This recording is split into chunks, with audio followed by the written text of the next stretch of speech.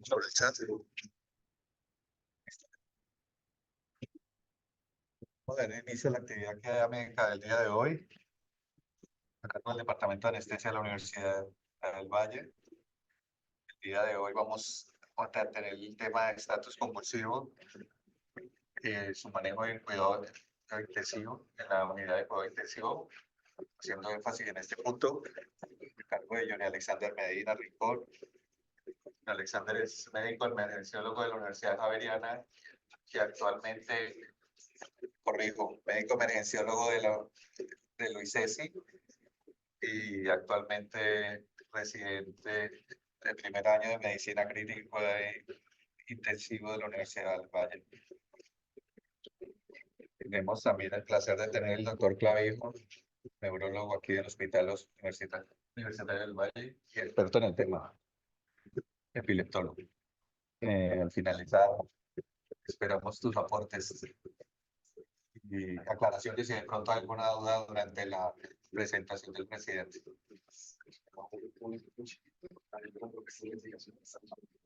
Al finalizar, el doctor Clavijo también nos va a dar unas propuestas de investigación sobre el tema. No siendo más, empecemos. Acuérdense que el doctor dará su ponencia. Al finalizar, haremos los comentarios del tutor, del doctor Clavijo y de los profesores de cuidado intensivo y demás personas, tanto en el auditorio virtual como en el presencial. Bueno, doctor Clavijo, empecemos el tema.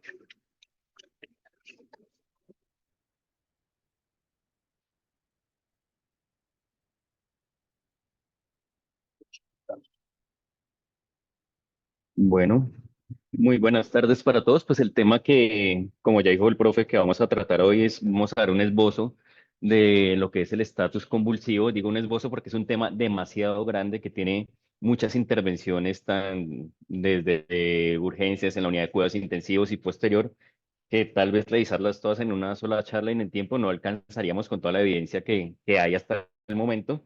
Pero pues espero como dar los tips o tocar las ideas más importantes sobre el tema. Bueno, lo primero que tenemos que hacer es definir qué es un estatus convulsivo. La Liga Internacional contra la Epilepsia define el estatus convulsivo como una falla en el cerebro de los mecanismos responsables de la terminación de una crisis convulsiva y de los mecanismos que van a iniciarla. Al haber esta anormalidad en estos dos mecanismos, lo que va a haber es una prolongación o una continuidad de las convulsiones y se va a dar el estatus convulsivo. Ellos nos dicen que hay dos tiempos donde esto se va a dar. Lo van a llamar un T1 o un primer tiempo, que es donde hay esta disregulación desde los mecanismos promotores e inhibitorios. Y cuando se alteran estos tiempos, estos mecanismos, se habla de estatus convulsivos, que ya vamos a ver los tiempos. Y va a haber un segundo punto, un T2, que es desde el momento en que ya hay muerte y daño celular, que también va a haber ciertos tiempos dependiendo del tipo de convulsión, pero pues esto es muy, muy rápido, ¿listo? Por eso es que tenemos que actuar rápidamente con estos pacientes. Entonces tenemos acá en esta gráfica, en la parte de arriba, tenemos el estatus convulsivo generalizado, el típico episodio tónico-clónico generalizado, una convulsión focal en el segundo, con alteración del estado de conciencia, y el tercero, que es más difícil de diagnosticar, es la convulsión o el estatus no convulsivo. ¿Listo? En el primero tenemos que el T1 se da a los 5 minutos, o sea, vamos a hablar de un paciente que tenga una crisis generalizada por más de 5 minutos, ya vamos a hablar de un estatus convulsivo. Y tenemos que después de los 30 minutos ya va a haber daño neuronal, muerte celular. Y pues como todos sabemos, este es un tejido que no tiene, no es tan fácil, no tiene rehabilitación. Una neurona que muere ya no la volvemos a tener, entonces tenemos que actuar rápidamente. En los episodios focales, pues el T1 va a ser a los 10 minutos y el T2 a los 60 minutos. Digamos que esto ya es más consenso de expertos porque es difícil, no hay como un estudio, estos son estudios animales que aclaren exactamente los puntos.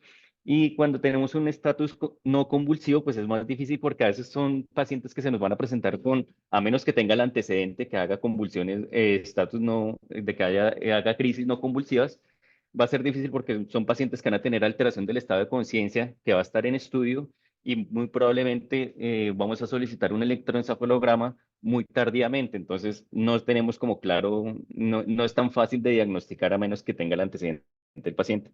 Se ha propuesto que sea entre 10 y 15 minutos desde el inicio y pues el daño neuronal no es muy claro todavía. Entonces, otras definiciones que necesitamos es definir qué es un estatus convulsivo. Bueno, el estatus convulsivo refractario, se va a definir como la persistencia de la convulsión a pesar del uso de una primera y segunda línea de manejo. Y hay otra definición muy importante que es el estatus convulsivo suprarrefractario, que va a tratar de las convulsiones que duran más de 24 horas a pesar de haber iniciado el uso de agentes ya anestésicos en estos pacientes. ¿Listo?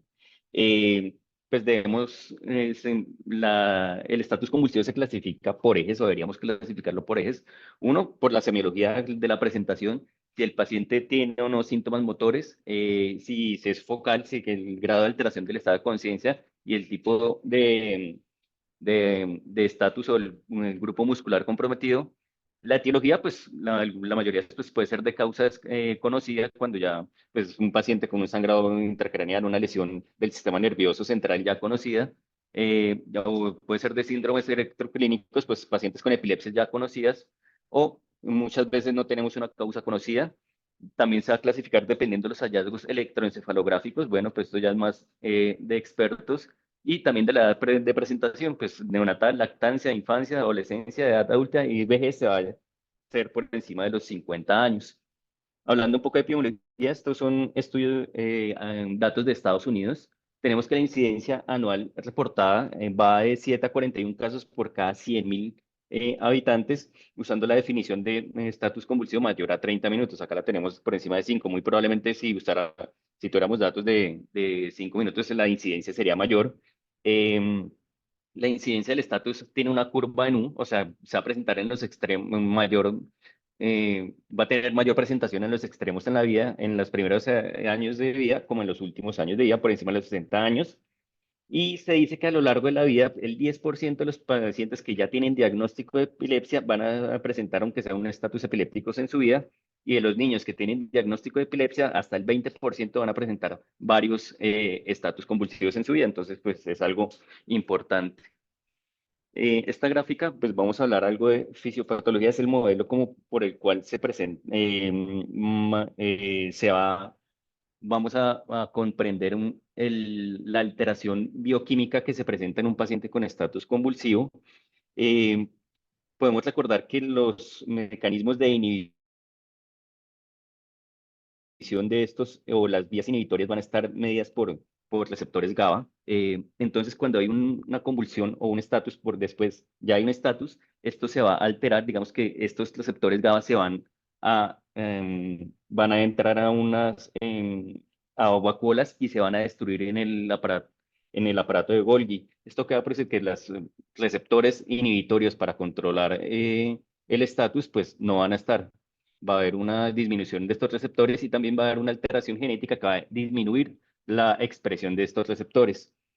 Y pues como podemos recordar, la mayoría de los medicamentos que nos sirven para controlar los estatus convulsivos, muchos anticonvulsivantes y anestésicos, pues tienen efecto GABA. Entonces, ahí, ¿por qué la refractariedad de ciertos medicamentos? Hay algo que cuando se disminuye la expresión de los receptores GABA, va a haber un aumento de los receptores NMDA, para tener en cuenta para posteriormente hablar de otras terapias. Principal que medicamento puede interactuar en estos receptores, la ketamina, para tener en cuenta.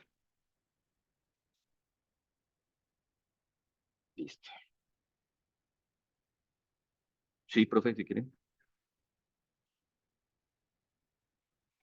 Hacer una cuña además, nosotros venimos trabajando desde con Eudin Tinta, que es quien ha sacado casi todos los lineamientos de esto, y hay ventas para quien quiera viajar a Salzburgo. Y participar que le guste el civismo, ¿sí? La idea ahorita, no quiero dejar pasar esto porque el término normal que se definió en esta última reunión que fue la del 2017 en Salzburgo es que se hable de estatus epiléptico. ¿sí? Ya uno especificará luego si vamos a hablar de motor o no motor, porque hay manifestaciones motoras y no motoras que luego el doctor Alex nos explicará, pero no quiero dejar pasar esto porque el tiempo uno y el tiempo 2 surge de la necesidad de evitar daño cortical. Entonces, el tiempo uno es el tiempo que tenemos para tratar e intervenir con medicamentos. Una vez hecho el diagnóstico, que sigue siendo clínico de la parte motora, debe intervenirse lo más pronto posible porque tiempo es cerebro y ya vamos a ver luego. Hay estudios con resonancia magnética funcional y con resonancia, donde un paciente que tiene un súper refractario, que ahí falta clasificar el súper refractario, que puede ser prolongado, todo aquel estatus que no logre yugularse después de 7 días y ya tiene anestésicos y seguimos viendo actividad, sea motor o no motor. Ese estatus súper refractario prolongado puede generar atrofia si yo no lo controlo en los próximos 15 días. Entonces se ha hecho volumetría y ya hay un impacto severo en cognición, severo en funciones visoespaciales, ejecutivas. Entonces la importancia de intervenirlos en los primeros 5 minutos si es motor y en los primeros 10 a 15 minutos si es no motor, ¿sí? Lo otro aquí que está muy importante en cuanto a manejo que ahorita nos va a hablar el doctor Alex es que el estatus se da del desbalance entre la excitación y la inhibición. La inhibición dada por GABA, la excitación dada por glutamato. Los medicamentos que existen están los que promueven el GABA y los que inhiben la excitación con glutamato. Eso luego lo hablaremos. Pero aquí es muy importante, ¿por qué? Porque en la medida que el estatus no se para en la primera hora, ese GABA ya no existe. Entonces, si yo doy más de 3 dosis de benzodiazepinas inicialmente, que es lo que tiene miedo, no deben hipotensión, bradicardia, ¿cierto? Y en esos pacientes críticos, realmente cuando hice un estudio comparativo con no hacer nada, se complicaron más a los que no se les hizo nada en el contexto de estatus, ¿sí? O sea que la hipotensión, el choque y la bradicardia fue más frecuente en aquellos que no se les hizo nada porque la misma fisiopatología del estatus los va a llevar a edema cardiogénico, a edema cerebral y a muerte. Se llama SUDEP o muerte súbita por epilepsia, ¿sí? Entonces, si tú ya colocas más de 3 dosis de benzodiazepinas, ya de ahí para allá no va a haber receptores GABAérgicos, lo que voy a hacer son todos los efectos colaterales de la benzodiazepina. Por tal razón hay que tener en la cabeza que si va a intervenir de manera aguda, abortamos con benzodiazepinas, que ahorita se va a hablar en el manejo, pero debe uno buscar un medicamento de larga acción para no tener que incurrir a máximo 2 dosis de benzodiazepinas inicial y evitar las complicaciones o efectos adversos de la benzodiazepina, ¿sí? Espero no haberme extendido ahí. Ya. Bueno, también entonces, ¿qué vamos a tener? Pues vamos a ver cambios maladaptativos del sistema nervioso en la expresión de neuropéptidos. Van a haber unos que van a promover, van a ser inhibitorios y otros excitatorios. Los inhibitorios, pues va a haber depresión del hipocampo, estos principalmente la dinorfina, la galanina, la somatostatina, el neuropéptido Y, que van a ser neuropéptidos que pueden interactuar en la inhibición y van a haber un momento de los neuropéptidos excitatorios como las taquininas y la neuroquinina B y la sustancia P. También va a haber falla mitocondrial en estas células, va a haber procesos inflamatorios de la barrera hematoencefálica, se puede perder esta barrera y va a haber cambios en la expresión genética como lo vimos anteriormente y va a haber una disminución o una disminución o alteración de la expresión de los receptores. Entonces, ¿qué tenemos? Como decía el profe, en estos pacientes, pues va a haber unos cambios en los receptores y va a haber eh, la farmacoresistencia, una desregulación a la baja de los receptores GABA, que va a provocar la resistencia a las benzodiazepinas, va a haber cambios inflamatorios en la barrera hematoencefálica, que va a tener menos acción a otros medicamentos con la fenitoína o fenobarbital, que van a necesitar de transportadores en esta barrera, y va a haber un aumento de otros receptores, como por ejemplo los NMDA, como ya les había dicho, que pueda interactuar con la ketamina. También pues en un estatus convulsivo pues hay alteraciones sistémicas, no es solamente que vamos a tener una alteración en el sistema nervioso central, puede haber en la temperatura, puede haber un aumento de la temperatura sistémica debido a la actividad muscular sostenida de estos pacientes, puede ocurrir en el 83% de los pacientes, que va a producir el aumento de la temperatura, más injuria neuronal en el sistema nervioso central, va a haber un aumento de la presión sistólica, puede haber una pérdida de la homeostasis y hipotensión en algunos casos, pues va a haber injuria por los cambios de la presión, ya sea hipertensión o hipotensión. También a nivel cardíaco, pues pueden haber arritmias potencialmente fatales hasta el 58% de los pacientes, ya sea por lesión cardíaca secundaria o algunos pueden presentar cardiomopatía por Takotsubo, por el influjo simpático que van a presentar estos pacientes. a nivel del leucocefalorraquídeo, pues va a haber un aumento, va a haber pleurocitosis y elevación de las proteínas. Falsamente podemos hacerle un examen de líquido cefalorraquídeo a estos pacientes y nos vamos a hacer diagnósticos erróneos de meningitis o encefalitis, pero pues puede ser solo asociado al estatus convulsivo. A nivel pulmonar, pues principalmente hay aumento de la presión de la arteria pulmonar, pueden producir edema pulmonar. Y en otros, pues la principal alteración metabólica es la acidosis metabólica. ¿Por qué? Por aumento de la labdiólisis, la hipercalemia y la hiperglicemia que se va a producir en estos estados. Pues en la incuria neuronal, pues tenemos que primero haber una primera fase, en los primeros 30 minutos, que va a haber un incremento del metabolismo cerebral, va a haber un aumento de la suplencia de sustratos y un aumento del flujo sanguíneo, pero después en la segunda fase de 30 a 60 minutos el metabolismo va a seguir incrementado, cerebral incrementado, va a disminuir la suplencia de sustratos, el flujo sanguíneo va a ser inadecuado, va a haber una alteración de la autorregulación cerebral y va a haber una injuria celular principalmente excitatoria y esta injuria renal va a ser renal neuronal va a ser irreversible. Este es para resumir más o menos lo que le he dicho, pues tenemos que, mientras va aumentando el tiempo en que actuamos, mira que acá estamos mirándolo por minutos, después de los 30 minutos va a haber un aumento considerable de la mortalidad si no cesamos o no trabajamos en controlar el estatus convulsivo o la crisis. Después de 5 minutos o 30 minutos, una alteración de los receptores, pues vamos a perder la oportunidad del manejo. Entonces, siempre manejo rápido, no solo porque podemos controlarlo más fácil, después va a ser más difícil, sino porque, como ven, la mortalidad va a aumentar considerablemente. Hablando un poco del tratamiento, pues tenemos que el tratamiento pues va a tener como tres pilares. Uno es detener las convulsiones, ya vemos todas las complicaciones que van a tener.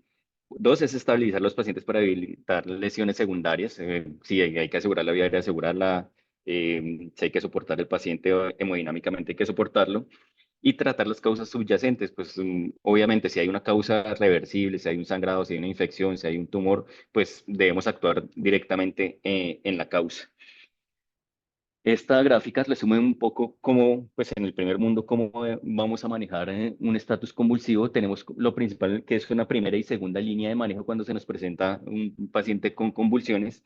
En la primera línea que vamos a estar en color verde, el uso de benzodiazepinas. En nuestro alcance que vamos a tener, midazolam. Recordar la dosis, pues es la que está acá, 0.15 miligramos por kilogramo la dosis. Si no hay cese de la actividad convulsiva con el inicio de las benzodiazepinas, nos habla de una segunda línea que vamos a hablar de los anticonvulsivantes, principalmente pues levetiracetam, ácido valproico o fenitoína con el que contemos, pero pues es la segunda línea de manejo. Pero ya cuando nos pasamos de acá, pues hablamos de que puede haber ya un estatus convulsivo refractario y tenemos que utilizar la siguiente línea. Si son convulsiones generalizadas, pues ya vamos a utilizar la infusión de benzodiazepina, la infusión de midazolam, dosis de carga de 0,2 y continuar de 0,1 a 3 miligramos kilogramo hora, o si no, propofol, podemos utilizarlo de 2 miligramos kilogramo. ¿Listo? Si son focales, podemos utilizar otros anticonvulsivantes como lo es la lacosamida endovenosa o estos otros que tenemos acá. Podemos pensar en una segunda dosis de fenitoína, ácido valproico, levetiracetam, si es focal, pero si es generalizada, ya tenemos que irnos con los anestésicos, con los medicamentos anestésicos. Después de que ya estamos pasando esta tercera línea de tratamiento, pues no hay muchos estudios, pero pues se dice que debemos considerar el manejo inmunomodulador y podemos iniciar la infusión de ketamina. Y si después de haber iniciado este medicamento aún seguimos con el estatus, debemos pensar en terapia eléctrica o dieta cetogénica. ¿Listo? Y ya los últimos medicamentos, tiopental o fenobarbital para ya como última línea de manejo. ¿Listo? Vamos a, no quise detenerme con cada uno de los medicamentos porque pues creo que más o menos los conocemos y me extendería mucho, pero sí quise dar un apartado sobre la ketamina, pues porque creo que es un medicamento que muchas veces está satanizado y puede tener muchos beneficios en estos pacientes y no lo tenemos en cuenta. Recordar pues que la ketamina es un derivado de la feniciclina con una estructura quiral que consta de dos isómeros. El más común es el R o el racémico. Eh, Principalmente su metabolismo, hablando algo de farmacocinética, se va a transformar en norketamina que va a tener un efecto analgésico aún Su metabolismo va a ser principalmente hepático por el citocromo P450 y va a ser tanto soluble en agua como en lípidos, por lo cual puede tener una amplia distribución sobre todo el sistema nervioso. Y pues mecanismos de acción, vamos a recordar que tiene varios, pues el principal que nos va a interesar acá es que va a interactuar con los receptores NMDA, que como recordamos y les he dicho en la fisiopatología, pues va a haber un aumento de la expresión de estos receptores, pero pues también tiene efecto en los receptores opioides, en los receptores monoaminérgicos, puede influir en el flujo de glutamato en el sistema GABAergico y puede actuar también en la médula espinal como un potente efecto opioide o anticeptivo. Entonces, pues recordar en esta última etapa, cuando hay una regulación a la alta de estos receptores NMDA, pues acá es donde puede interactuar. Buscando estudios, pues ensayos clínicos no hay muchos. Hay uno que está en proceso que no se ha publicado por la pandemia. El resto son reportes de casos y series de casos. Entonces, te quise traer esta revisión sistemática de estudios previos hasta el 2018, donde se buscaron pacientes tanto adultos como pediátricos que con estatus epiléptico refractario que habían utilizado ketamina para controlar el estatus epiléptico. Todos los tipos de estudios que utilizaran un anestésico y ketamina entraban. Estos son todos los estudios que encontraron, eh, eh, 8 estudios de adultos y 2 de niños, y ellos que encontraron, uno, pues que las tamaños de muestras que ellos tenían en las series de casos era muy variable, algunos estudios tenían de 7 pacientes, unos hasta 67 pacientes. La edad, pues como valieron tanto niños como adultos, pues variaba, en la mayoría están entre los 24 y 67 años los que eran adultos.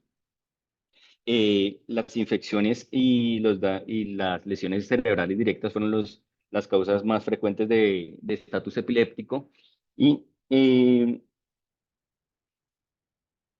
y el estatus epiléptico más comúnmente tratado fue el generalizado, ¿listo? Y acá es importante que la dosis de ketamina, pues tampoco hay como una dosis fija, pero pues se utilizaron dosis desde 0,07 miligramos kilogramo hora hasta 15 miligramos kilogramo hora. O sea, la variedad de dosis, como para saber cuál es la dosis que podríamos utilizar, es muy elevada. La duración de infusión desde 6 horas hasta 29 días, dependiendo del paciente.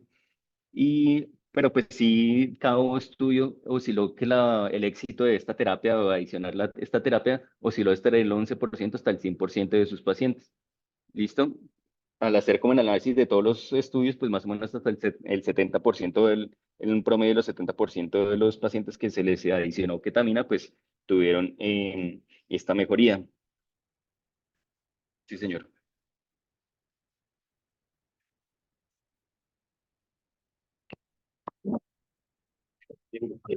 Sí, cuadros, por favor.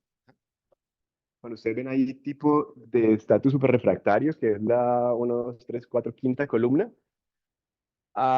miren ahí el de Gaspar, que es quien de un estudio que quiero hablarles es de ese, el de Chauvel y el de Basha, ¿sí?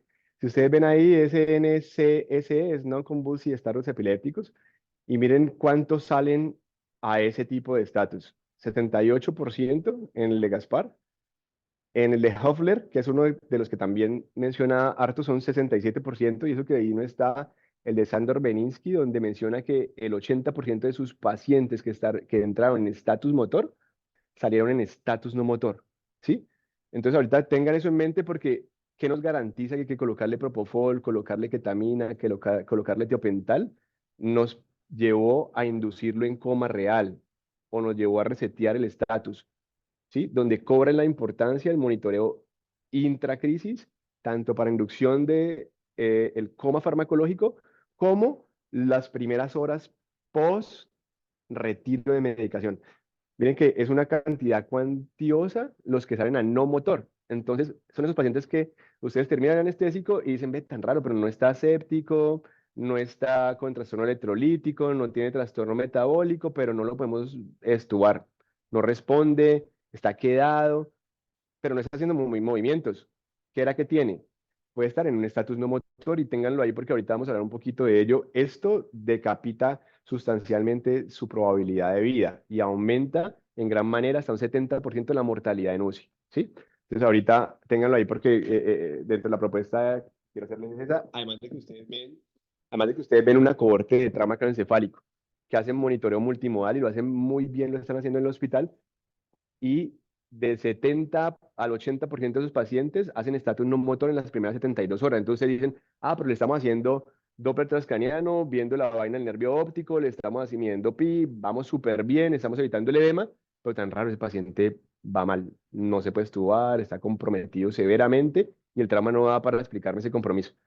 Entonces, dentro de lo que hay, dentro de los estudios de Sandor Beninsky y de Eugene Trinca han mostrado que probablemente esos pacientes que entran en trauma craneoencefálico hay que monitorizarlos cada 4 a 6 horas durante las primeras 72 horas, evitando el estatus no motor. Listo.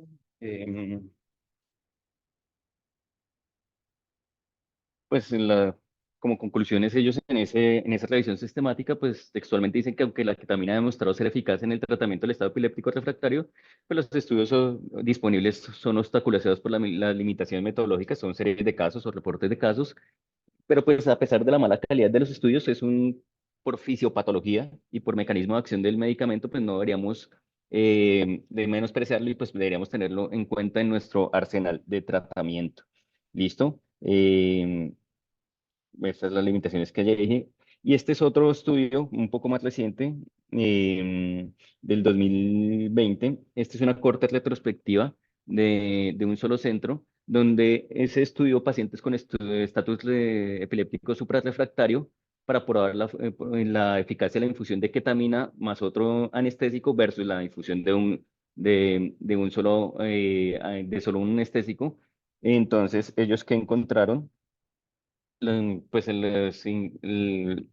la ketamina se utilizaba a discreción o al concepto del médico tratante y pues siempre estaba acompañada de una en este caso de midazolam, y ellos tomaban electroencefalograma continuo antes, durante y después del inicio de la ketamina para evaluar la sucesión, ¿no? O el control de las ondas epileptiformes. Que encontraron desenlace primario, pues la cesación de estas ondas y la reducción, aunque sea del 50% de la actividad convulsiva, y que mantuviera control después de la retiro de ketamina y variables hemodinámicas, principalmente, y pues estos son escalas neurológicas de funcionalidad al egreso. Pues la edad, pacientes encontraron pacientes desde 53 años, era la media más o menos 19 años, eh, y lo principal que ellos encontraron es que, no les voy a hablar sobre esto para no extenderme, pero pues que la mayor dosis de ketamina que ellos utilizaron en infusión de ketamina, ellos utilizaron fue hasta 0,5 miligramos kilogramo. El tiempo de la administración de ketamina más prolongado fue hasta 19 días y se asoció con la utilización de ketamina, pues las variables hemodinámicas con pacientes más estables, no presentaban más hipotensión y demás, muy probablemente por el efecto en el eje simpático que tiene la ketamina. No se encontró ningún efecto a dosis altas de ketamina o algún efecto adverso asociado. Y como concluyen que las infusiones, ellos concluyen y encuentran que pues, la infusión de ketamina más un anestésico parece ser efectivo para el estatus convulsivo suprarrefractario, no hay efecto adverso hemodinámico en los pacientes, se asoció inclusive a una disminución del uso de vasopresores. Desafortunadamente, pues es un solo centro, fue retrospectivo. Obviamente se utilizaron más medicamentos aparte de la ketamina, no hay un comparador y pues los criterios de selección del medicamento era criterio del, del, del tratante. Algo que también está un poco, pues no es tan nuevo, pero sí podría ser nuevo para nuestro medio, es la utilización de anestésicos inhalados. También buscando estudios, no hay muchos. Este es el único que encontré. Yo es un estudio de una serie de casos, se podría decir, donde un solo multicéntrico, donde se evaluaron 7 pacientes con estatus epiléptico en los que no habían mejorado a pesar de la infusión de anestésicos. Entonces ellos decidieron iniciar infusión de isoflorano. Todos los pacientes recibieron este medicamento, independientemente del tipo de convulsión. Ellos que encontraron que al iniciar este medicamento, la monitoría electroencefalográfica disminuyó casi que inmediatamente, de una manera adecuada y sostenida, los estallidos de electroencefalográficos a los pocos minutos de iniciar esta terapia, y efectos adversos que encontraron, principalmente hipotensión, la presencia de atelectasias, infecciones, cilio paralítico en 5 de 7 pacientes, trombosis venosa profunda, pero ningún paciente presentó disfunción renal o hepática que uno pensaría que está asociado a estos medicamentos. Es un solo estudio, porque lo traiga, son 7 casos, pero pues que me hable de que la utilización de anestésicos inhalados me controló el 6 de 7 pacientes con estatus epiléptico refractario. Es tentativo, pero inclusive hacer un estudio que lo tengamos en nuestro arsenal terapéutico, pero pues no es algo tan común que tengamos en nuestro medio. Hablando algo de monitoría, pues fui a este es un consenso para las indicaciones en el cuidado neurocrítico, en qué pacientes deberíamos utilizar electroencefalografía continua. Y pues ellos dicen contundentemente que pues se recomienda que todo paciente con estatus epiléptico se debe tratar, se debe monitorizar continuamente.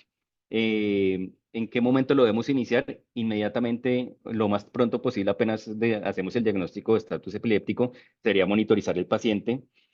¿Para qué nos va a servir? Pues para ir evaluando y tomar acciones sobre la conducta clínica. Si iniciamos una infusión de un anestésico y no hay obsesión de las ondas convulsivas, pues debemos utilizar otro medicamento, aumentar la dosis, nos va a ayudar a tomar decisiones rápidamente. También porque, pues aparentemente cuando uno controla o inicia un anestésico, uno puede pensar que controló el estatus epiléptico, pero estos pacientes después de esta supresión pueden hacer estatus no convulsivo, pueden continuar con el estatus, pero ya no de manera convulsiva, entonces deberíamos estar monitoreando. ¿En qué momento lo vamos a retirar? Se dice que se debería retirar hasta 24 horas después de haber retirado los anestésicos y haber controlado el estatus. Y frecuencia de revisión en la unidad de cuidado intensivo, pues debería revisar mínimo constantemente, cada vez que se pudiera interpretar y revisar, pero mínimo cada 12 horas se debería revisar esta monitoría para tomar decisiones. Desafortunadamente es algo que no está a la mano, pero pues en los centros donde están estos estudios, casi que todos los pacientes con estatus epiléptico se hace monitoría electroencefalográfica continua y se toman las decisiones a partir de esto. Y la idea es que pues pasemos de un electroencefalograma así con evidente actividad epiléptica a una supresión, un control de las ondas o de las ráfagas epileptiformes, pero tampoco también nos sirve para no llegar a esto, que es como el silencio electroencefalográfico, que también se ha visto que llevar a un paciente a este grado de profundidad también se ha asociado a mayor mortalidad y presencia de comorbilidades. Algo que también quería mencionar, que tampoco es común que se utilice, pero sí está de moda, o de moda, no, perdón, sí se ha visto que tiene algún beneficio, es la utilización de dieta cetogénica. Recordar que es una dieta cetogénica, es una dieta rica en grasas y baja en carbohidratos, principalmente una porción de 4:1, muy famosa para bajar de peso para las personas. Efectos secundarios que va a producir esta dieta, pues acidemia metabólica, hiperlipidemia, estreñimiento, hipoglicemia, hiponatremia. Principalmente, pues la proporción de estas nutriciones, de estas nutriciones que se van a utilizar es grasas, proteínas y carbohidratos. En grasas en un 90%, proteínas en un 7% y solo un 3% de carbohidratos. ¿Y pues, qué efectos van a tener? Pues tiene varios efectos sistémicos en varios órganos. Por ejemplo, en el hígado puede aumentar la oxidación de ácidos grasos, va a aumentar la producción de cetonas. A nivel endocrino va a reducir los niveles del azúcar sanguíneo, va a reducir los niveles de insulina, va a reducir la glicólisis, y en el sistema nervioso central, que es lo que nos va a importar, va a reducir la excitabilidad neuronal, que es muy tentativo para el estatus epiléptico, este mecanismo de acción, va a incrementar los niveles de GABA y glutamato y va a incrementar la producción de ATP, pero principalmente reducir la excitabilidad en el sistema nervioso central, pues es muy tentativo. Estudios que hablaran sobre el uso de ketamina, pues solo encontré esta corte prospectiva del 2009 al 2018, donde evaluaron pacientes con estatus epiléptico suprarrefractario dentro de 18 a 80 años, y el objetivo de ellos era investigar la viabilidad, seguridad, eficacia de una dieta cetogénica para el estado epiléptico suprarrefractario en adultos. Ellos que encontraron, pues principalmente Esta es la descripción de todos los casos. Y ellos encontraron que en 15 menos 4 en 11 pacientes se logró, después de haber iniciado la dieta cetogénica, la sucesión de las descargas leptoiformes. Entonces, digamos que es, tentativamente también es una terapia que no utilizamos, pero pues frecuentemente, pero pues podríamos tenerla en nuestro arsenal. En algunos pacientes, pues efectos adversos, hiponatremia, constipación, acidosis metabólica, pérdida de peso, hipoglicemia, pues que ellos decían que lo controlaban la hipoglicemia aumentando los niveles de carbohidratos de la nutrición, pero pues igual el efecto que querían, que era la disminución del estatus, pues era muy tentado. Entonces se resolvieron el 79% de los casos de estatus epilépticos y procesos de efectos secundarios son los que ya les digo. Entonces, para tener en cuenta, ¿esto qué pasó? Alguien tiene la cámara abierta. Pues que la dieta cetogénica pues es una terapia adjunta al manejo farmacológico que debemos de tener en cuenta. Hay algo que no les mencioné, y hay que tener en cuenta las interacciones farmacológicas. Al ser una dieta rica en grasas, pues obviamente si tenemos un paciente con infusión de propofol, puede aumentar el riesgo de síndrome de infusión de propofol. Es como la única salvedad que deberíamos tener en estos pacientes, pero igual sigue siendo, pues desde que se monitorice, se vigile esto, sigue siendo una terapia tentativa. Eh, no se tiene como el tiempo óptimo en el cual se debe iniciar la dieta cetogénica, pero pues después de hablar de un estatus refractario, pues podríamos pensarlo. ¿Y esto qué pasó? Bueno, perdón. En el estatus epiléptico, pues deberíamos pensar al inicio cualquier parte. Y pues el profe nos tenía una propuesta acá para hablar y era sobre el inicio de un código, como existe el de la ACB, también un código de estatus epiléptico. No sé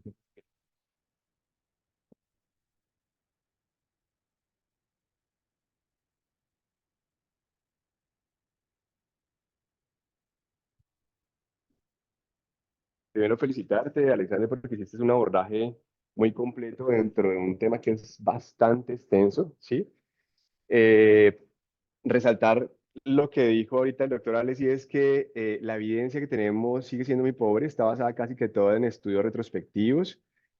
No hay estudios prospectivos que permitan evaluar medicamentos cara a cara con respecto a la resolución de los mismos.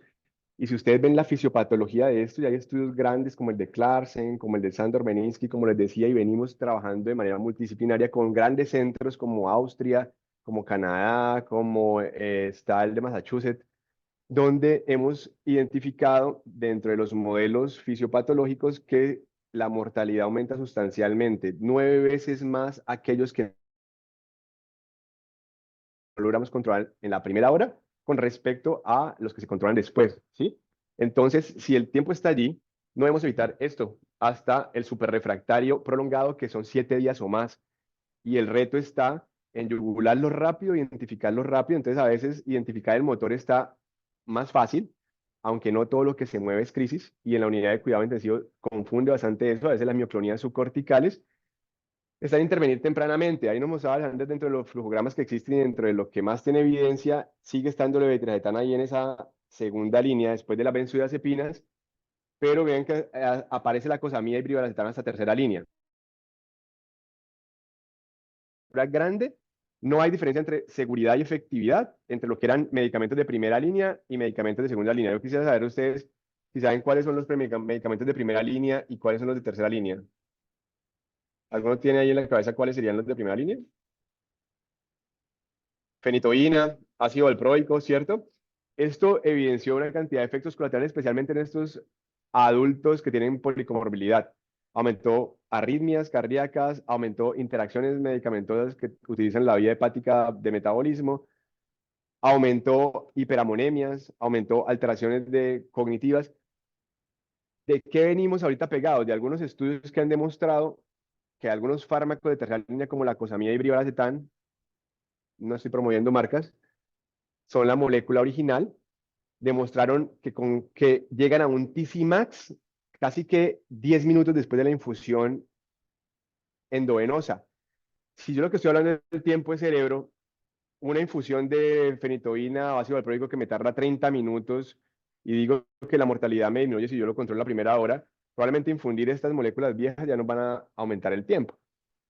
El brivaracetam demostró en estudios grandes tener un Tcmax de 10 minutos después de infundirla, demora 15 minutos en colocarla y llega a una concentración plasmática tanto en suero como en cerebro de más o menos un 100% de lo que se infundió, demostrando abortar el estatus más o menos entre un 80 y un 85% de los pacientes en quienes se hizo. Entonces, ¿a qué los quiero llevar? A esto se está llevando un estudio en el Clinic de Barcelona por el doctor Esteo, quien propone una cosa que es muy novedosa que se llama el código status, así como el código stroke, que exista una ruta que podamos alertar y que existan unos pasos muy claros para definir si estamos hablando de una crisis que debuta en el contexto de algo sintomático. ¿Será que el señor hizo una ACV y debutó fue como una manifestación de esa lesión isquémica? Y peor aún cuando debuta con estatus no motor, porque es el abuelo que encontraron el día anterior bien, pero al día siguiente no se levantó. Y dice, pues tan raro, mira, no está hipertenso, no está en este momento con una arritmia clara, no está hipoglicémico, pero el señor no se levanta. Y cuando vamos a ver en la imagen del TAC no se ve nada. Y en la resonancia, probablemente una isquemia muy chiquita que tampoco explica el estado de conciencia. Cualquier parecido con la realidad es mera coincidencia. Así que hay varios pacientes en esas condiciones. Puede ser un estatus no motor. Entonces, cuando tú decías no tenemos mucho monitoreo digamos que en UCI o neuromonitoreo, es cierto, todavía estamos en pañales, pero quiero decirles que este hospital en este momento cuenta con un grupo nutrido en la parte de epilepsia, estamos operando cada semana y hay intervenciones que todavía faltaron acá. La terapia cetogénica tenemos una cohorte grande, todavía no aquí en el hospital, pero tenemos más o menos de nuestra cohorte de 26 pacientes que salieron con terapia cetogénica en un entorno de UCI. El 90% de ellos se logró sacar. Debe ser muy dirigida, debe haber un grupo de nutrición entrenado para ello. Aquí nos asisten probablemente los de algunos de los productos que existen en el mercado, porque llevar una terapia cetogénica solamente con alimentación convencional es dificilísimo, entonces toca utilizar algunos de los productos, relación 1:2, 2:3, 2:1, 3:1, 4:1, dependiendo de la condición, de la acidosis, de los medicamentos, porque toca hacer algunas correcciones. Si yo coloco medicamentos que tengan bases con glucosa, no voy a lograrlo, o si no tengo la proporción adecuada con otros medicamentos que tengan glucosa o que interactúen, porque tiene efectos secundarios con algunos de ellos, ¿sí? Y si tiene propofol previo, pues evitar el síndrome de propofol, hay que suspenderlo por lo menos 24 48 horas antes de intentar la terapia cetogénica. Tenemos ahorita también como intervenir estatus superrefractario con cirugía, sí, en aquellos casos lesionales, tumor, infección, abscesos, se puede resecar y hay como hacer neuromodulación ahorita en el hospital también, colocar DBS o BNS también, entonces saber que tenemos toda la parte de escalonamiento rápido, lo más importante es saber que si todo esto se puede controlar desde el principio, podemos implantarlo desde el principio. ¿Qué queremos hacer? Algo prospectivo. Sabemos que en este momento no podemos hacer estudios en humanos, pero la doctora Badiel está trabajando en ello. Entonces, por lo menos tener en nuestro plan de intervención temprana los productos que han demostrado abortar más rápido comparado con lo que a veces tenemos más frecuente que es fenitoína y ácido valproico. En aquellos que podamos intervenirlo con los nuevos, se hará con los nuevos. En donde no podamos utilizarlos, no será algo cegado, pero lo que proponemos es comenzar, ya tenemos una cohorte buena de algunos que hemos intervenido incluso en urgencias con brivaracetam, encefalopatías que a veces parecían ser algo metabólico, resultaron ser simplemente un estatus. El estatus ahorita tiene dos subclasificaciones, uno que se llama crisis recurrentes y crisis prolongadas. Recurrentes, toda aquella que aumentó la frecuencia en las últimas 48 horas, y prolongadas, toda aquella que dura más de 3 minutos, pero que no pasa los 5. Ustedes miren que esos dos se desconocen en urgencia y se mandan para la casa. Usted viene el señor diciendo, no, mire, pero es que a mí me dan usualmente uno cada 15 días, y en las últimas 2 semanas estoy teniendo 3 semanales, 4 semanales. Eso se llaman crisis recurrentes, que aumenta a un 60% la probabilidad de un estatus francomotor y más o menos un 60% de un estatus no motor. Entonces, la idea es hacer ajustes allí y no evitar que el paciente nos llegue ya en un franco estatus no motor. Queremos unir gente, entonces no sé si con la participación del doctor y los directores del programa de urgencias, hablé con el doctor Sandoval, tener unos dolientes propios donde armemos paquetes con los fármacos, ¿sí? Ya hablamos con la parte administrativa de poder tener la cosamida brivaracetam como una loncherita así como para los códigos stroke, una vez se identifique que un paciente pueda estar en estatus motor o no motor, una alteración de conciencia que no esté explicada, o un paciente con epilepsia que sí viene con el diagnóstico y debuta con el estatus, o uno que no tiene epilepsia y debutó con un estatus, ¿sí? Identificarlo, activar el código o el código a través de un grupo por WhatsApp que tenga la asistencia de valoración por alguien de los residentes de neurología de forma oportuna, ¿sí? En esos primeros 20 minutos, descartar causas estructurales. O sea, la ruta es construirla nosotros, pero ahí ya tenemos todo el esquema para socializarlo.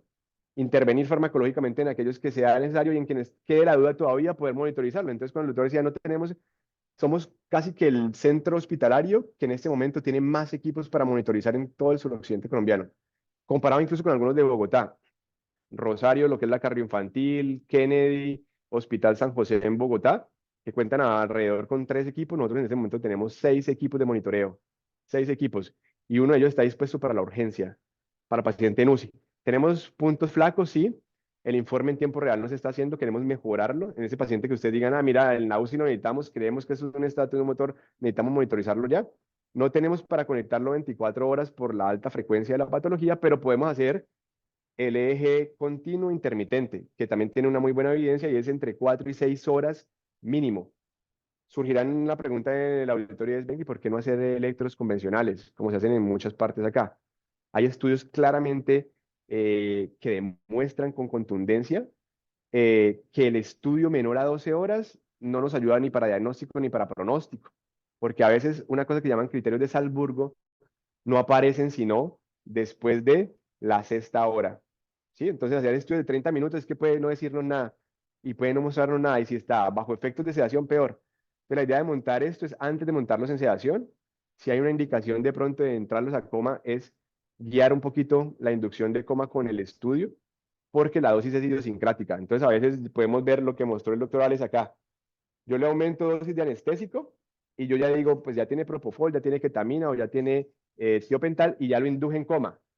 Como es idiosincrática la dosis que requerimos, a veces no llegamos al burst suppression o estallido supresión, que era el brotecito de actividad y 3, 4, 5 segundos de aplanamiento, brotecito de actividad.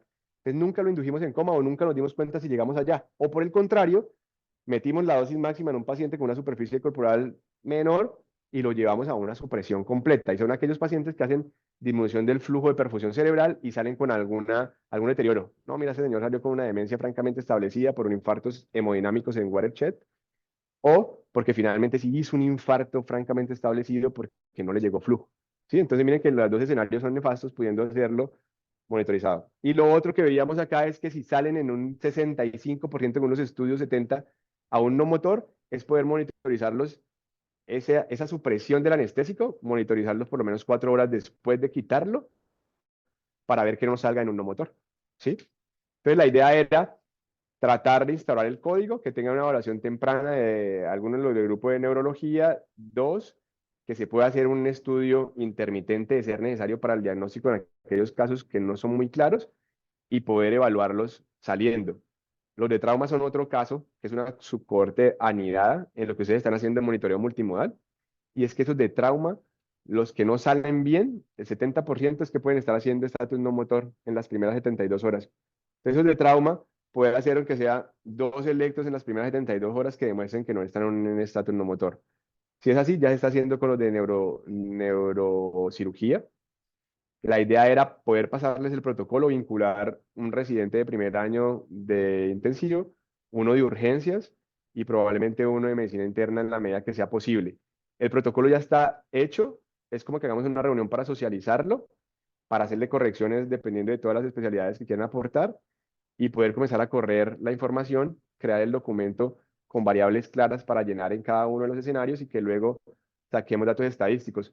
¿Con aras a qué? A que en 12 meses tengamos datos y podamos hacer nuestro primer simposio. Hicimos el primero de pacientes con la Sociedad de Neurología Colombiana y con la Liga Colombiana.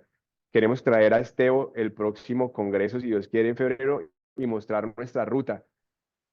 Este código de estatus es muy nuevo, se está haciendo solamente en Kennedy y lo está haciendo ya Camilo Espinosa.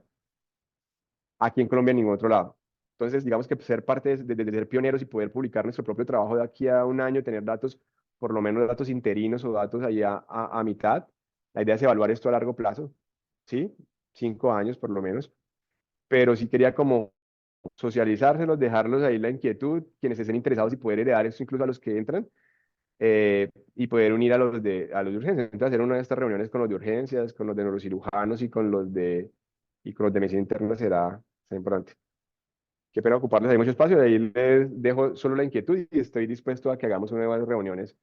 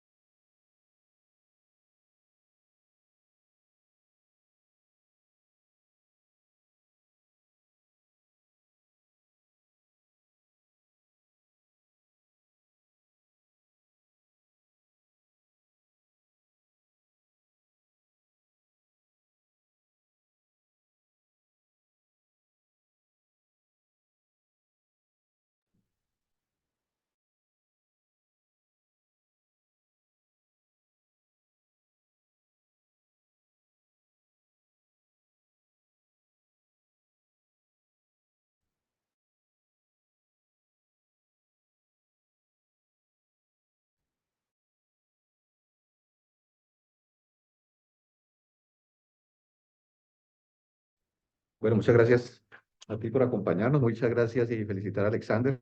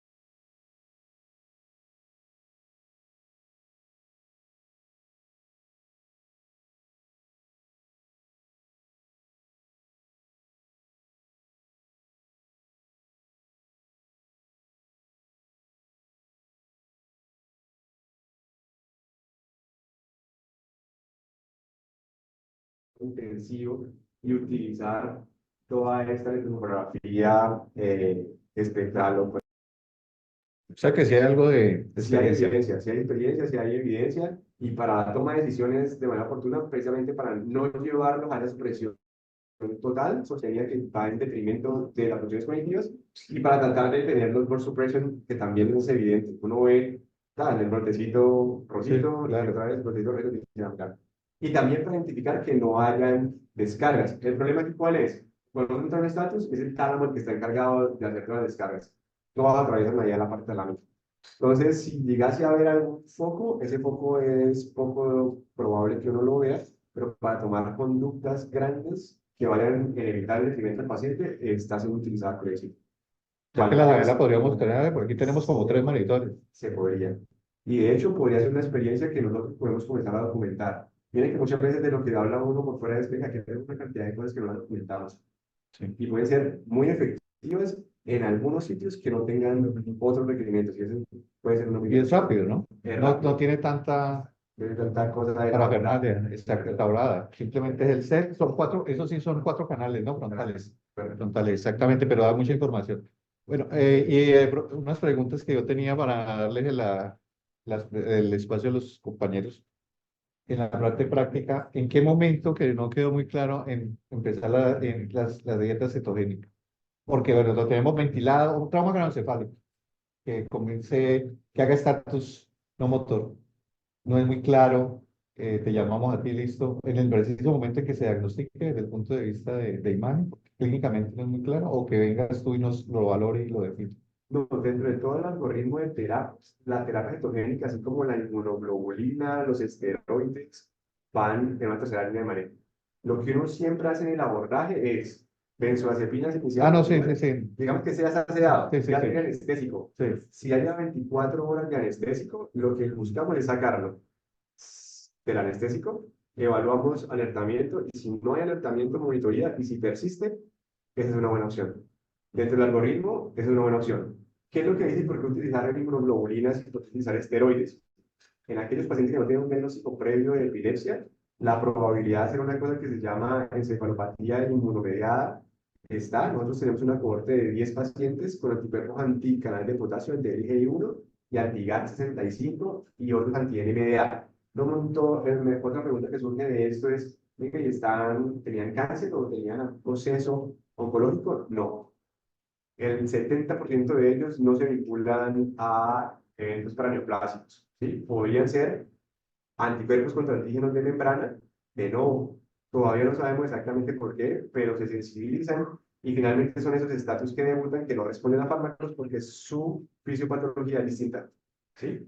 Entonces, hasta no neuromodularlo no va a servir. En tu caso puntual, la pregunta puntual es, lo tengo en anestésicos, 24 horas, lo saco, a ver si ya salió, no hay respuesta, la terapia cetogénica podría ser una muy buena terapia. Lo único es que nos toca aquí formar bien nuestro grupo. Hace poco queríamos iniciar una señora que estaba aquí en la UCI 3, doña Lilia. Desafortunadamente es que fue una catástrofe porque ella tenía una atrofia gigante y yo creo que fue algo ahí muy vascular porque debutó con un deterioro cognitivo muy súbito.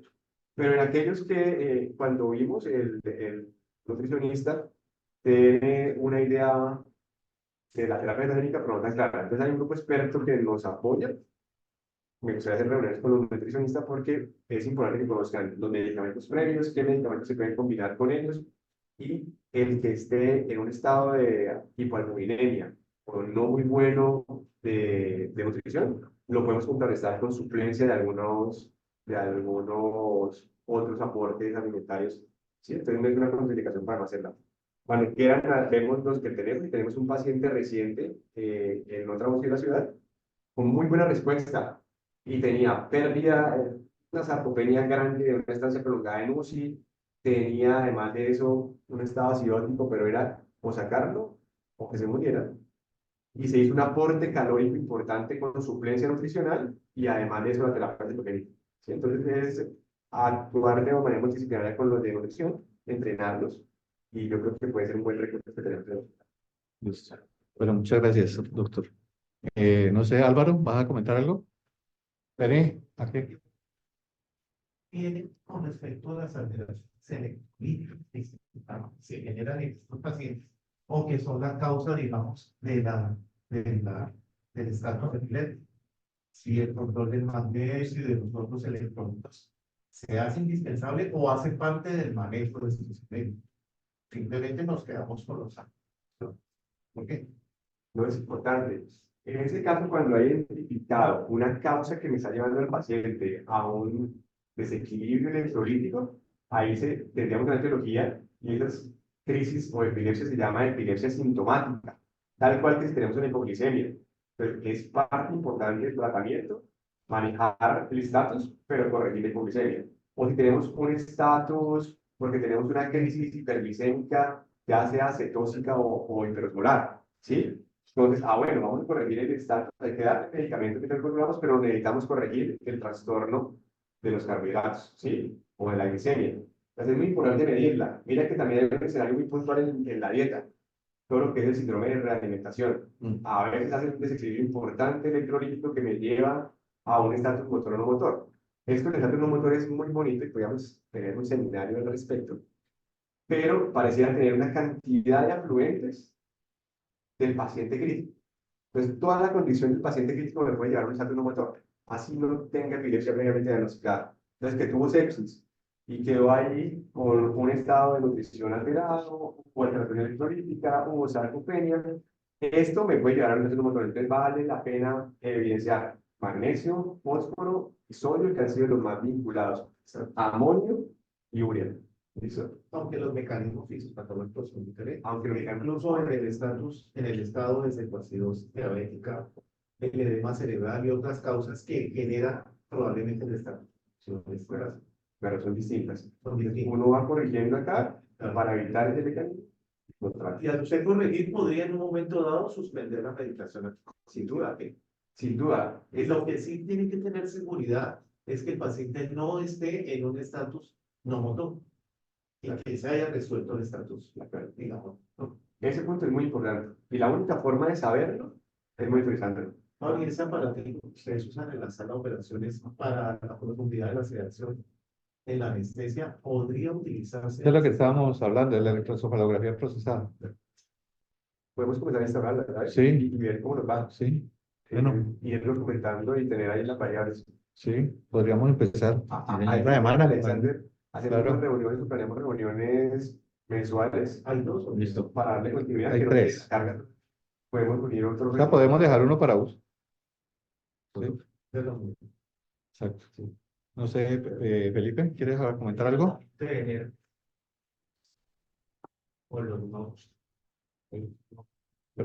Pregunta el doctor Barbosa, el tratamiento del herpes en estatus, ¿cómo se abordaría? No, ese es un tema fascinante y hay que abordarlo luego, porque está el NOS con una etiología herpética infecciosa o está el NOS con una fiebre indeterminada. Es un paciente que comenzó con signos de SIDS, que probablemente es una etiología y que luego hizo su estatus. Ese NOS parece que responde mucho mejor a la terapia inmunomediada. ¿Sí? Entonces, ese NOS probablemente sea el paciente que entró en estatus y que tiene, cuando uno indaga en el pulso de la evolución de la enfermedad, algunos cambios de picos febriles de origen determinado o se evidencia el herpes que tuvo previamente, tuvo algunas alteraciones de conciencia y finalmente debuta acá con el estatus epiléptico. Si hay una causa identificada, toca tratar ese herpes, pero finalmente, si no responde a las terapias iniciales, todo estatus debe tratarse como de la forma convencional. Benzodiazepinas, medicamentos de primera línea, buscamos ahorita tener probablemente privatización la cosa ahí en esa segunda línea, evitando que se nos postergue, dando sacarlo rápido, pero aquel que no respondió, necesito anestésicos. Cuarta línea. Importante colocarle, hacer ese análisis que nos habla el doctor Barbosa, porque por ahí tenemos una paciente que debutó así, 17 años de edad, fiebre de origen no clara, no era un tumor, no encontraron causa, y hay una cosa que se llama ahorita síndrome epiléptico febril de foco migratorio. Y puede preguntar como un NOS, ¿sí? Que es un non-specific refractory status epilépticos. Entonces, ven, no encontramos causa, no encontramos nada en la resonancia, fíjese, para aquí no encontramos nada, pero siguen estando. Tuvo fiebre, tuvo signos de SIDS, NOS. Y ellos son muy resistentes a fármacos. Entonces, probablemente los van a tratar de utilizar esteroides, inmunoglobulinas, plasmaféresis. Terapia cetogénica responde muy bien a terapia cetogénica. Y dos cositas, Carlos, uno es ¿hasta cuándo? Porque hay una escala así en cuidado intensivo que uno dice que es el ERS o el EMI o el EMS, donde uno dice ya paremos, porque estos tienen alta mortalidad y morbilidad, entonces lo hagamos más y los ven como cuidado paliativo. Hay que tenerlo en cuenta porque hay pacientes que no te salen. Le agradezco mucho el comentario, porque es que nos han programado una cantidad de ideas adicionales. El EMS, mira que algunas universidades lo están tratando de seguir. En la Antioquia, con los residentes de neurología, están tratando de aplicarle los scores. En algunas varitas hay metodológicas como todo lo que planteamos, pero nos ayuda muy bien a saber hasta cuándo. Siempre pueden saber hasta cuándo. Porque es una reanimación, siempre. hasta cuándo ese paciente realmente vale la pena seguir mirando. Por ahí es un paciente que sigue haciendo mioplonía subcorticales. Paciente que tenga un daño subcortical importante, es una cosa que llama el síndrome de Lanzas. Son mioplonias tardías o puede ser mioplonias tempranas. Muy mal pronóstico. No responde a nada de manejo farmacológico, muy importante conseguridad. El grupo químico que se da a cargo del tratamiento, pero también a la familia que siempre sigue resguardando la esperanza de que Claro. no saquen. Ese lo podemos instaurar y aplicarlo, ¿sabes? Buscar la mejor evidencia de y decir, apliquémoslo de forma juiciosa, porque no se está aplicando. El aplicar algunos de los pronósticos de los estados también. Y en ese caso, por ejemplo, de lo que está comentando usted, ¿habría un marcador de pronto que se pudiera utilizar para prever que, por decir algo, esto no va a evolucionar a mejoría y por el contrario va a empeorar la situación? No lo conozco.